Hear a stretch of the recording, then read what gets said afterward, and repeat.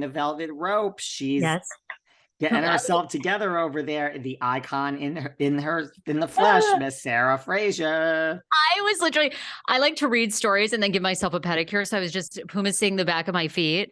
Oh my God, do you ever do this? And like the amount of skin that comes off, it's really atrocious. And does anyone? What a way to start the show as I have my afternoon coffee. It's 12 o'clock. I am back in New York City. Bone to pick with Miss Sarah Fraser. I did not see her during my last join to LA.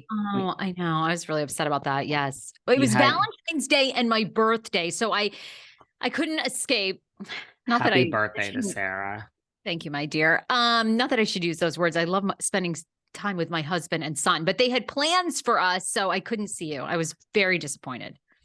It's okay. I'll be back soon. Had some business with a network. We'll see what happens. And you just never know in the Hollywood scene. They call it Hollyweird because you do the work and you move on. And look, I mean, being great for something and everyone's like, oh, did it go well? It's like, it always goes well. Yeah, exactly. Not to sound like I have an ego, but like if I'm in the room, I know what I'm doing. It always goes well. And that doesn't mean that you get even half of what you should get. So we did something, we popped over, fingers crossed, everybody. And now I'm back in New York and did not see Sarah Fraser, the icon. While I was there, good luck with your feed over there today. But I have something to start with. I would like to issue another apology to start. What? I know. This is like turning into apology after apology. For what? And by the way, I'm very, someone slipped into my DMs and is like, being bi-coastal your energy is so different. Yeah, I'm happy, guys. And a lot of people have DM'd us too to say that they had bad January. So I don't know if it's that, I'm now tri-coastal or it's just that January, the energy was so fucking bad and now it's February. It's actually almost March. But I would like to start with an apology to every single person, of course, Lala the most, but every single person that is starring on the show Vanderpump Rules, because I sat here, listen, we had 2 horrible seasons, horrible. We had all the newbies with Brett and Max, and I really like Max. He was on this show. Yeah, I like Max. Sorry, I said it. Add that to the list of things you have a problem with me for. And then we had the COVID season, 2 bad seasons of Vanderpump Rules. I really thought this show was over. I thought there was no way to salvage this mess. It was so horrible. Vanderpump Rules was horrible the past 2 years. It is, I feel, so great. It is great. I feel like it's back. It's great. It's great. I love it. Now, this has nothing to do with the ratings I'm about to get into. I loved it before, but I thought it came back so strong. Look, we got rid of all the extraneous people, which they did last season. We've taken it out of SUR, so we're living more in the real world, that nobody really works there anymore, although Raquel does.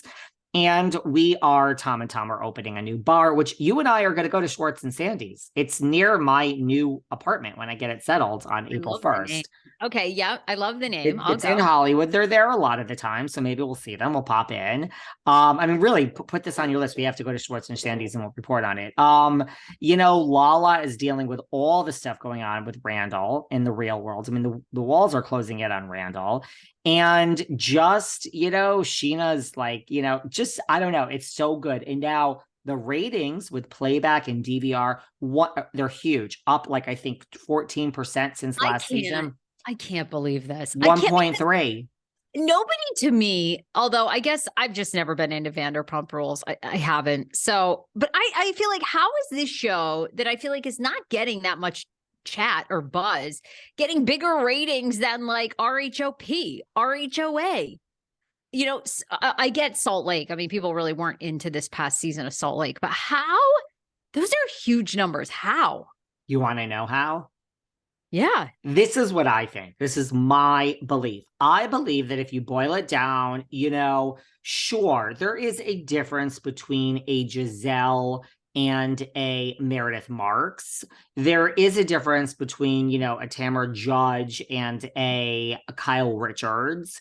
But really, we are inundated with 365 days a year of Real Housewives. It's on 365 days a year.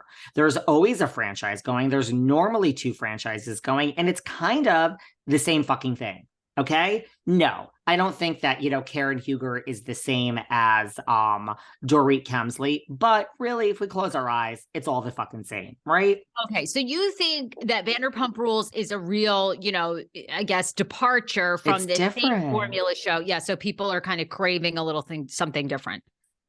Craving a little something different. I think the fact that the past 2 years were so horrible probably helps, that we're kind of like that. It feels like the core of the show.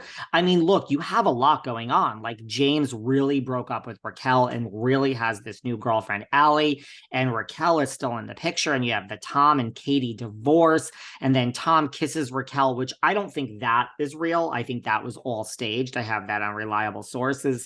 Okay. Which is kind of already leaked. And then you have Sheena. And again, all the stuff going on with Randall and Lala. I mean, Lisa Vanderpump is even crying, that like we loved Randall. We loved Randall because of the way he loved Lala. And I mean, the stuff with Randall, if you read the LA Times article, is it's not just that there's a lot of casting couch Harvey Weinstein type allegations.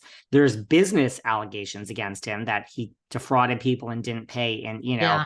and Those have been Emmett swirling Furla. for a long time. And plus the drugs. I mean, right? I mean, that account of the assistant being in Puerto Rico and Randall yelling and screaming, and she had to drive all around the island to get cocaine for him. And I mean, it's so wild to me. It's even more believable because it's like, who could make it up? It's so crazy. Right. Like, and there's other things the assistants say about, like, that he berated them and this and that. And really, a big Hollywood producer treating his assistant like crap, like, shocking, he says sarcastically. But no, I mean, right. Like, if you're going to make something up, you're not going to be like, here's the location. And then there was this many kilos of Coke. And I mean, another assistant, if you read that article, has basically corroborated that statement. So the fact that, look, Lala's real, and she was real on this podcast both times. Like, the fact that this is being talked about on Vanderpump Rules, and then it all leads up to that LA Times article that, there are allegations of child exploitation and pedophilia. So I don't know if that's true, but it's out there. Really? Oh, yeah. I didn't hear that. What are the, like, just refresh us. What are those? Well, that's alleged in the New York Times article, but also Amber Childers, his first wife, who we've interviewed here behind the velvet rope. Go and listen to it. His first wife, this is what I go back to. His first wife, Amber, who was on All My Children and You with Penn Bagley and Ray Donovan, she went to court to get a restraining order against Randall and did not get it. Because I mean, you can't just get a restraining order. And then she went back and she got one. So when she went back and got one, like, what changed? It was only a few days later or a week, that's when it came out. She said, I've been contacted by the FBI, that they're looking into him for, these child claims. So I don't know. Ooh. I don't know. I mean, God, that's terrifying.